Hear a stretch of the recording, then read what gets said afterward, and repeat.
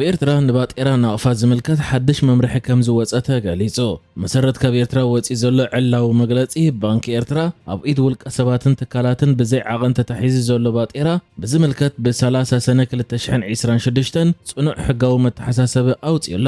እቲ ባንኪ ዝኾነ ይኹን ካብ ባንኪ ወጻኢ ኣብ ኢድ ህዝቢ ዝርከብ ገንዘብ ክሳብ መወዳእታ ሓምለ ናብ ሕሳብ ባንኪ ክኣትዩ ዕድል ሂቡ ዝርከብ። ባንኪ ኤርትራ ኣብ መግለጺኡ ነፍሲ ወከፍ ዜጋ ይኹን ትካል ሃገራዊ ባጤራ ናቕፋ ናይ ምጥቃም መሰል ጥራይ ከም ዘለዎ ምዝ መሰል እዚ ድማ ግቡኣት መፈጻም ግዴታ ምዃኑ ኣተሓሳሲቡ።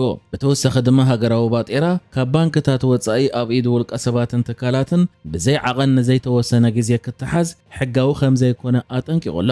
በዚ መሰረት ካብ ባንክታት ወጻኢ ተታሒዙ ዘሎ ባጤራ ናቕፋ ክሳብ ዕለት 31 ሓምለ 2026 ኣብ ዘሎ ግዜ ኣብ ባንክታት ኣብ ዝርከብ ሕሳባቶም ከእትውዎ ሕሳብ ባንኪ ዘይብሎም ዜጋታት ወይ ትካላት ድማ ሓድሽ ሕሳብ ከፊቶም ኣታዊ ክገብርዎ መምርሒ ሂቡ ይርከብ። ነዚ መምርሒ እዚ ኣብ ዘይተግበሩን ኣብ ዝተውሃበ ግዜ ገደብ ገንዘቦም ኣታዊ ዘይገበሩን ወገናት ግን ጽኑዕ ሕጋዊ ስጉምቲ ክውሰድ ምዃኑ እቲ ባንኪ ኣፍሊጡ ኣሎ። እቲ ክውሰድ ዝተባህለ ሕጋዊ ስጉምቲ እንታይ ምዃኑ ግን ኣብዚ ሓድሽ ምልክታ ኣይወፀን ኣሎ።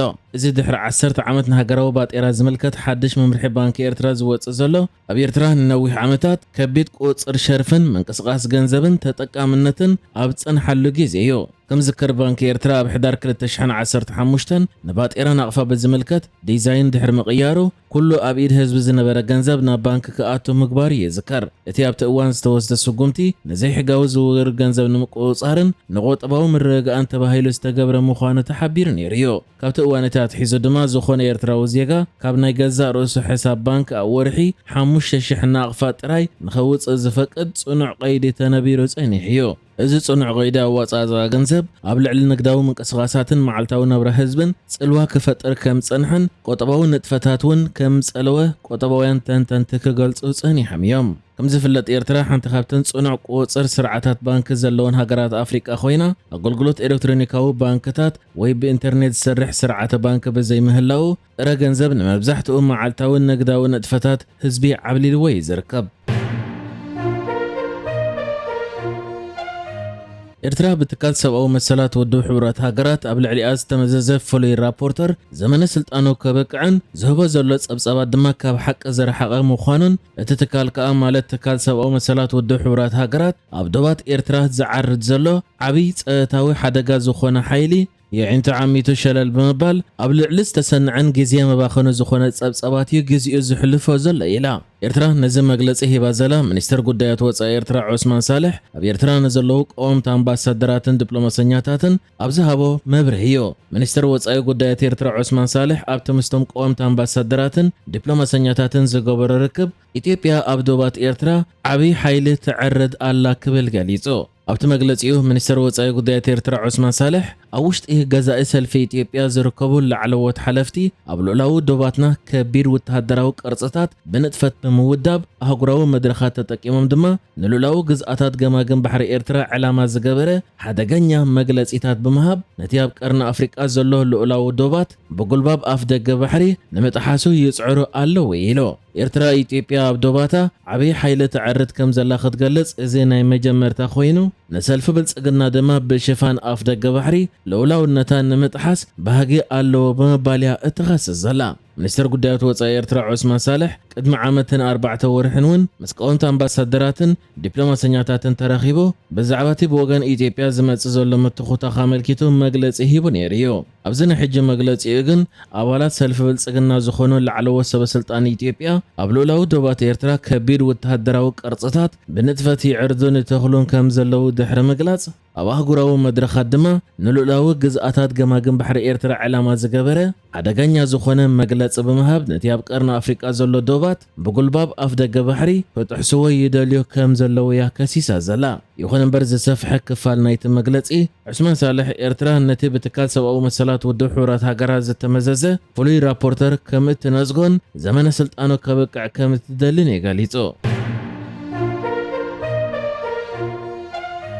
መንግስቲ ፌደራል ኢትዮጵያ ኣብ ልዕሊ ትግራይ ሓድሽ ኩናት ንምውላዕ ካብ ምዕራብ ክሳብ ምብራቕ ትግራይ ዘሎ ዶባት ሰራዊት ይዕርት ከም ዘሎን ወላውን ሰምዕ ፕሪቶሪያ እንተሃለወ ክልል ትግራይ ድማ ኣብዚ እዋን ዘለዎ ናይ ህላወ ስግኣት ይቕፅል ከም ዘሎ ሕወሓት ኣብ ዘውፅኦ መግለፂ ሓቢሩ። ኣባል ፈጻሚት ኮሚቴ ሕወሓት ዝኾነት ፈትለወርቅ ገብረእግዚአብሔር ብሰሉስ 30 ሰነ ኣብ ዝገበረቶ ጋዜጣዊ ዋዕላ ኣብ ዝሃበቶ መግለፂ መንግስቲ ፌደራል ኣብ ከባቢ ትግራይ ዘሎ ሰራዊት ፌደራል ዳግማይ ይውድብ ከም ዘሎን ኣብዚ ሕጂ እዋን ድማ መንግስቲ ኢትዮጵያ ንሓድሽ ኩናት ንምድላው ካብ ምዕራብ ክሳብ ምብራቕ ትግራይ ብበዝሒ ሓይልታቱ ይዕርት ከም ዘሎ ገሊጻ። ብወገን ሕወሓት ከምዚ ዓይነት መግለፂ ዝወሃብ ዘሎ ኣብዚ ዝሓለፈ ቀረባ እዋን ብዝተፈላለዩ ዓለም ለኻውያን ወገናት ኩነታት ፀጥታ እቲ ክልልን ኣብ መንጎ መንግስቲ ፌደራልን ሕወሓትን ዘሎ ምትፍናን ድማ እንዳዓረገ ይመፅእ ከም ዘሎን ትክፍታታቶም ገሊፆም ኣብ ዘለውሉ ግዜ እዩ።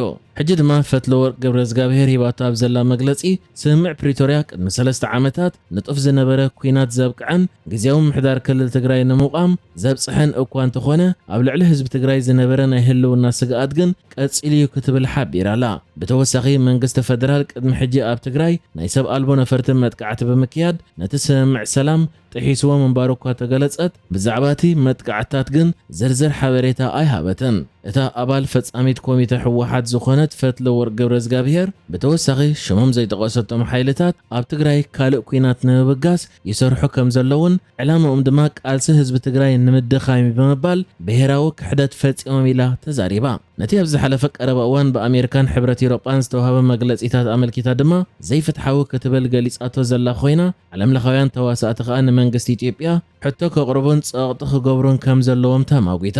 ብተወሳኺ መንግስቲ ፌደራል ኣብዚ እዋን ኣብ ልዕሊ ትግራይ ዳርጋ ዕፅዋ ገይሩ ነቲ ክልል ዝተመደበ ባጀት ቀረብ ነዳድን ካልእ ኣገደስቲ ዝኾኑ ናይ ንግዲ ጥረ ነገራትን ይዓግት ከም ዘሎን ንኩናት ድማ ይዳሎ ምህላውን እውን ከሲሳላ። ኣብ ሜክሲኮ ኣብ ማእከል ርእሰ ከተማ ሃገር ኣብ ከባቢ ሓወልቲ መልኣኽ ናጽነት ልዕሊ 1 ሚልዮን ደገፍቲ ኩዕሶ እግሪ ናብ ጎደናታት ኣብ ዝወጽሉ 3 ሰባት በቲ ዝነበረ ዝቕጥቅጥ ህይወቶም ከም ዝሰኣኑ ተገሊጹ። እቲ ሃገር ድሕሪ 1986 ንመጀመርታ እዋንያ ኣብ ዋንጫ ዓለም ኣብ ኣውዴካ ምሕላፍ ብምዕዋት ናብ ዝቕጽል መድረኽ ኣውዴካ ምሕላፍ ክትበጽሕ ክኢላ ዘላ። ከንቲባ እታ ከተማ ክላርዳ ብሩጋዳ ንስድራ ቤት ግዳያት ዝተሰምዓ ልባዊ ሓዘን ብምግላጽ ኣብ ዝቕጽሉ መዓልታት ዝግበሩ ጽምብላት ከምኡ ከም ዘይድገም ቃል ኣትያላ። ሰመዝ ጥዕና ህጹጽ ኣገልግሎት እቶም 3 ግዳያት ናብ ሆስፒታል ተወሲዶም ቀዳማይ ረድኤት ከም ዝተገብረሎም እዮም ሓቢሮም። እንተኾነ ሰለስቲኦም ብሰንኪቲ ዝቕጥቅጥ ህይወቶም ከም ዝሰኣኑን ብስድራ ቤቶም ከም ዝተለለዩን በዓል መዚ ጥዕና እታ ከተማ ወሲኹ ሓቢሩ።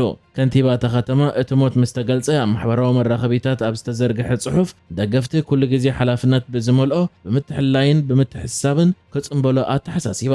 ዓወት ሜክሲኮ ዘበስር ፊስካ ምስ ተነፍሐ ኣብ ስታድዮም ኣዘቲካን ኣብ መላእ ሰፊሕ ክፋል እታ ርእሰ ከተማን ህዝባዊ ጽምብል እዩ ኣበጊሱ።